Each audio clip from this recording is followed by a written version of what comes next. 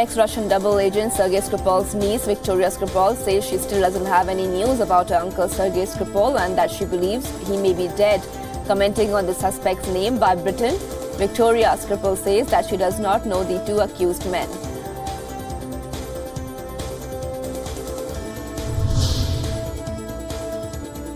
Britain, France, Germany, Canada and the United States have pledged to work to disrupt what they call the hostile activities of foreign intelligence networks and called on Russia to disclose its nerve agent program. In a joint statement, France, Germany, Canada and the US said that they back Britain's assessment that Russian officers were behind an attack in March on former Russian spy and his daughter in the English city of Salisbury using nerve agent Novichok.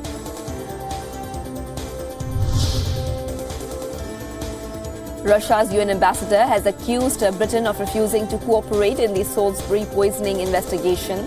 Russia's Vasily Nebenzia told the UN Security Council that Britain's claim is an invention riddled with inconsistencies.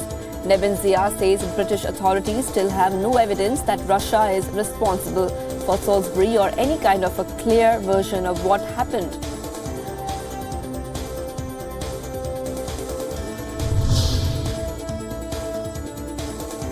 A wildfire erupted in forest land in Northern California, forcing the evacuation of dozens of homes. The Delta fire is burning in timber and brush in the Shasta Trinity National Forest in a canyon along the Sacramento River.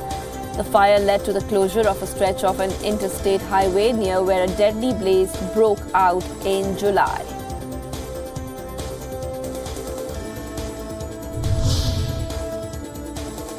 A gunman opened fire inside a bank in downtown Cincinnati, killing at least 3 people and wounding others before being shot and killed by the police. The shooter began firing inside a loading dock at the Fifth Third Bank near Fountain Square before entering the lobby where he exchanged fire with law enforcement. The city's police chief says he could not confirm local media reports that the gunman was a disgruntled employee of the bank and said he had no information that the victims were targeted.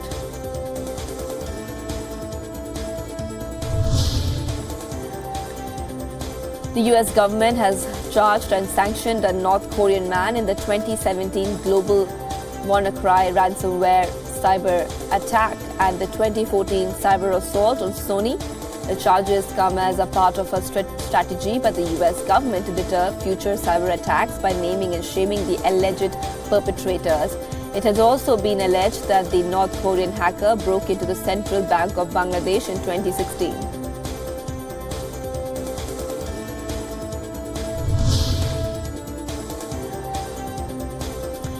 US President Donald Trump pledged to complete a deal on denuclearization the Korean Peninsula together with North Korean leader Kim Jong-un, signaling the negotiations remain alive after weeks of an apparent deadlock. The tweet came hours after Kim renewed his own commitment to the goal of denuclearization in talks with a special envoy from Seoul ahead of a summit planned in Pyongyang scheduled for September 18 to 20th with South Korean President Moon Jae-in.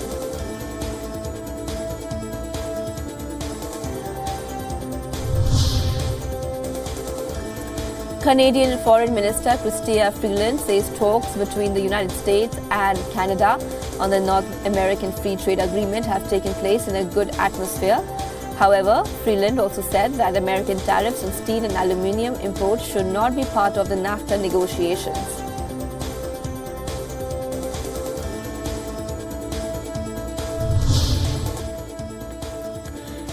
Guatemala's President Jimmy Morales defended his decision to disband a UN anti-graft body after members of the president's family were linked to a suspected corruption scandal.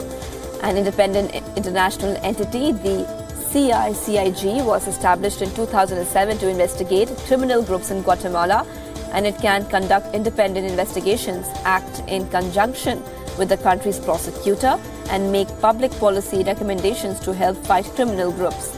But earlier this week, Guatemalan authorities barred Commissioner Ivan Valenzuela of the International Commission Against Impunity in Guatemala from entering the country.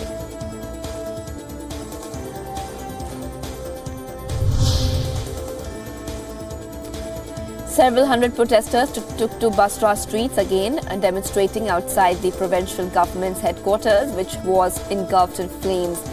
However, no protesters were near the building when the fire broke out, the sources said, adding that the sound of a blast had been heard beforehand. Port employees said that all operations had ceased on Thursday morning at the Qasr port, the main lifeline for grain and other commodity imports that feed the country. After protesters blocked the entrance, trucks and staff were unable to get in or out of the complex. 10 demonstrators have been killed in clashes with security forces and dozens injured since a wave of protest began on Monday.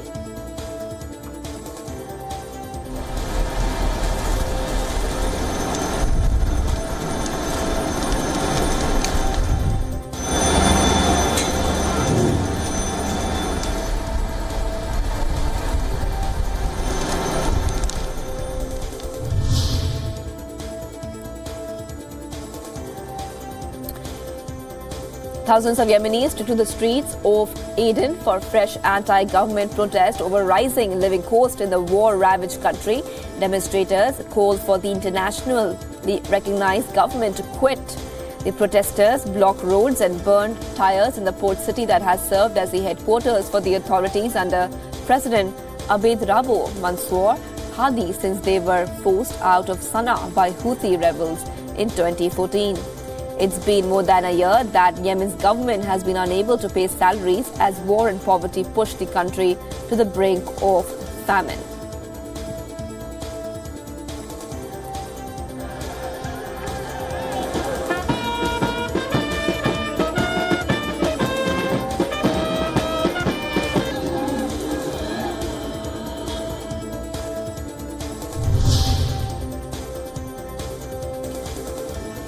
Hundreds of Syrian civilians fled Idlib province as the presidents of Russia, Iran and Turkey prepare for the last-ditch talks on the fate of the last rebel bastion. Sporadic bombardment has targeted armed groups on Idlib's fringes in recent days, forcing families to stream out of their battered hometowns to seek safety elsewhere. Government forces and their allies have been massing around Idlib, where aid groups fear what could be the last major battle on Syria's 7-year civil war may also prove its deadliest.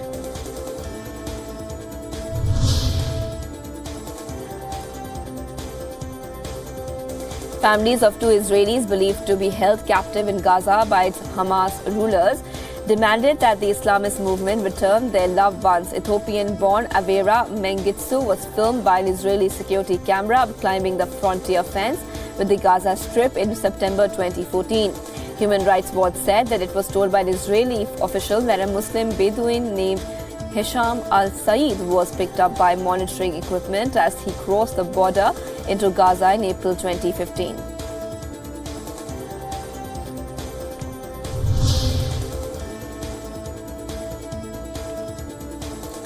China's top diplomat and Foreign Minister Wang Yi will pay a 3-day official visit to Pakistan beginning today. This will be the first high-level visit by any Chinese official to Pakistan after the country elected a new government led by Imran Khan. Besides meeting his Pakistani counterpart, Wang is likely to meet Pakistani Prime Minister Imran Khan and President-elect Arif Alvi to discuss the China-Pakistan economic corridor and bilateral issues.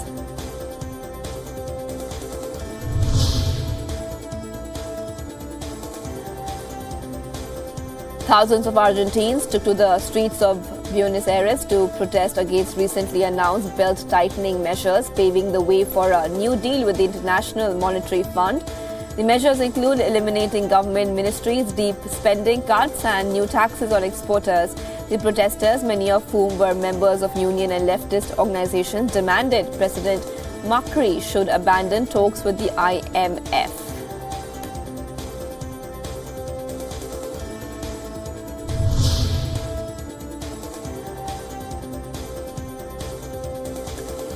The Russian military says that its massive upcoming war games in central and eastern Russia are purely defensive in nature, not aimed at other countries. Russia has touted its Vostok 2080 military exercises as its biggest drills in nearly 4 decades. The drills will take place from September 11 to 15 in central and eastern Russia.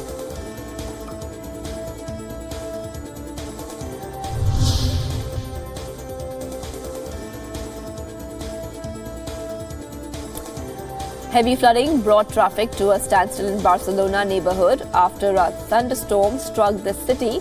Rubbish bins were seen overturned and parked vehicles submerged in floodwater as cars tried to make their way through the flooded street amidst lightning and thunder.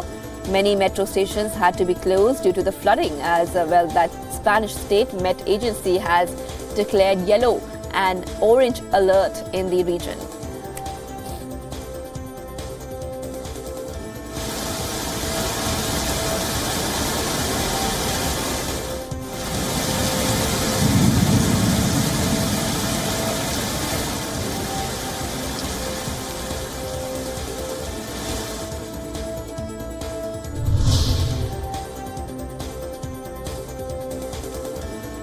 The International Criminal Court ruled that it has jurisdiction over alleged deportations of Rohingya people from Myanmar to Bangladesh as a possible crime against humanity. The court says while Myanmar is not a member of the Hague-based court, Bangladesh is a member of the cross-border nature of deportation was sufficient to establish jurisdiction, the court said.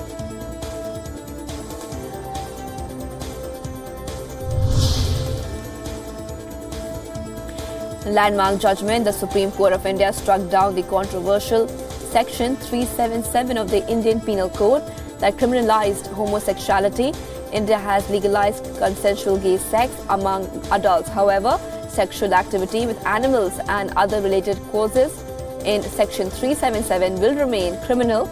Any act without consent of any one of the partners would still invoke criminal under 377.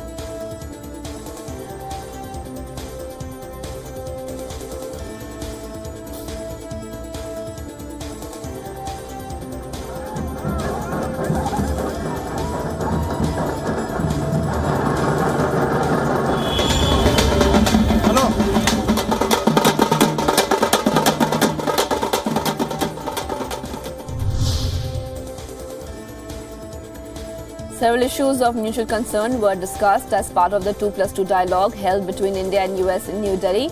US Secretary of State Mike Pompeo met his Indian counterpart Sushma Swaraj for the high-level dialogue, and US Secretary of Defense James Mattis met Indian Defense Minister Nirmala Sitharaman in the Indian capital city. Pompeo said that the US is committed to ensure India gets a seat at the table in the nuclear supplies group, a demand India has been making for years.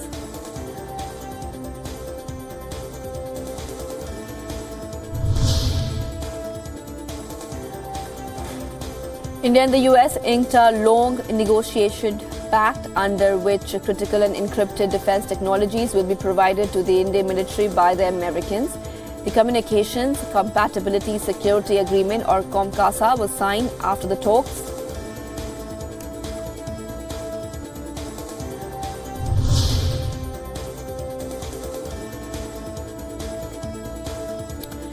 SP Ved has been removed as the Jammu and Kashmir Director General of Police and transferred to the position of Transport Commissioner of Jammu and Kashmir. The move comes following the kidnappings of close relatives of the 10 personnel of the J&K police who were abducted by terrorists on September 1st. Even as the relatives of the police personnel were later released, the situation raised an alarm throughout the valley and left the top brass of the police embarrassed. DGP Prisons Dilbag Singh will take his place till a new appointment is made. Ved served as Director General of the J&K Police from March 2016 until now.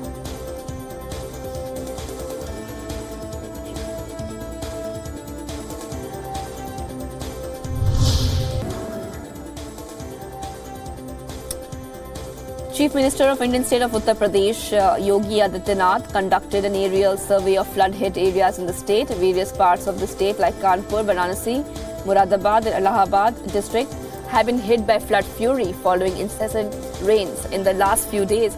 Over 15 deaths have been reported so far after the torrential rains have resulted in a rise in the water level of major rivers flowing through the province.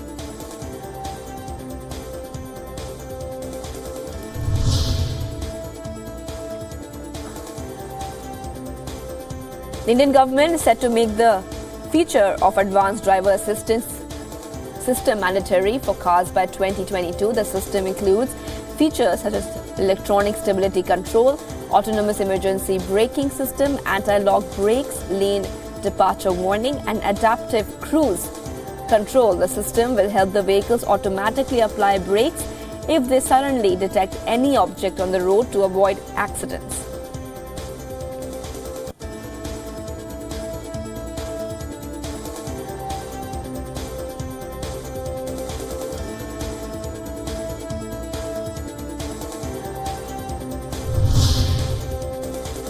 The young Thai football team, whose terrifying ordeal in a flooded cave captivated the world earlier this year, recounted their memories of their rescue as they visited a spectacular exhibit chronicling the drama. The interactive showcase is located in Bangkok's popular Siam Paragon Mall. It details the efforts made by a multinational group of experts to get the 12 boys and the 25-year-old coach out of the Tham Luang cave in northern Thailand. Among other things, it features a model of the narrow tunnels that divers had to maneuver the boys through as floodwaters rose.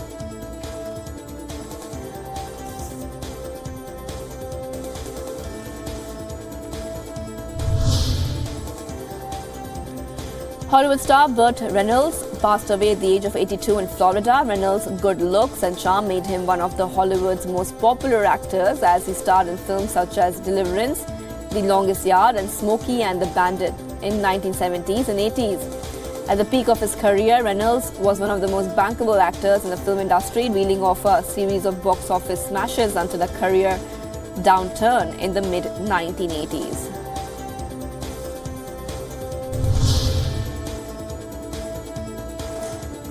The Duke and Duchess of Sussex, Prince Harry, and wife Meghan Markle attended a gala music evening to mark the centenary of the end of the World War I. The one-off concert was an evening of music and reflection in aid of 3 charities working to support military veterans facing mental health challenges, Help for Heroes Combat Stress, and Head Together.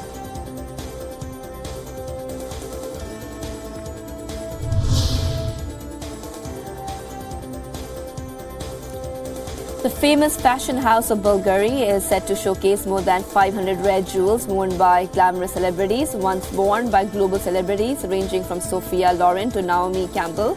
Hundreds of priceless emerald, diamond and pearl pieces of jewelry will go on to show at the Kremlin starting today.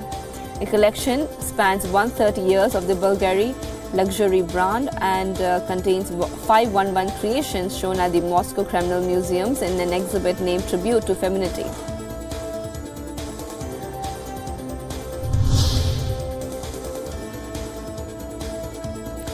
Let's now turn our attention towards big stories from the world of sports. We begin with cricket. India will look to end their tour of England on a high when they take to the field in their 5th and final test match of the series.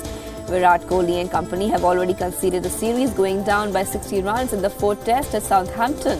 The game, however, is headlined by Alistair Cook, who will feature in his last international match for the county.